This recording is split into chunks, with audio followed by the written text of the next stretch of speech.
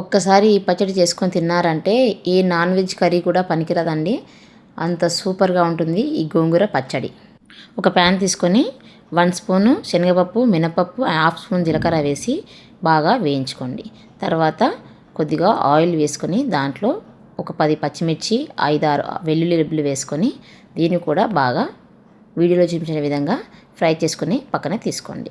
And గోంగూరని బాగా శుభ్రం చేసుకొని పక్కన పెట్టుకున్న దాన్ని అదే కడాయిలో వేసి మూత పెట్టి ఒక 2 మినిట్స్ ఉడికించుకోండి.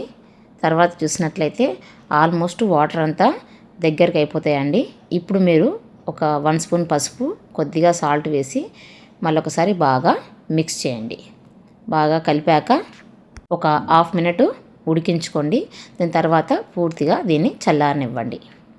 ఇప్పుడు ఒక మిక్సీ జార్ తీసుకొని ఫస్ట్ వేయించుకున్న పప్పుల్ని ఒకసారి గ్రైండ్ చేసుకొని తర్వాత పచ్చిమిర్చిని వేసుకొని మళ్ళీ ఒకసారి మెత్తగా గ్రైండ్ చేసుకొని ఉడికించిన గోంగూర కూడా దీంట్లో వేసి ముక్కలుగా కట్ చేసుకున్న ఉల్లిగడ్డలను దీంట్లో వేసి మళ్ళీ ఒకసారి మెత్తగా కాకుండా కొద్దిగా బరకగా గ్రైండ్ చేసుకోండి.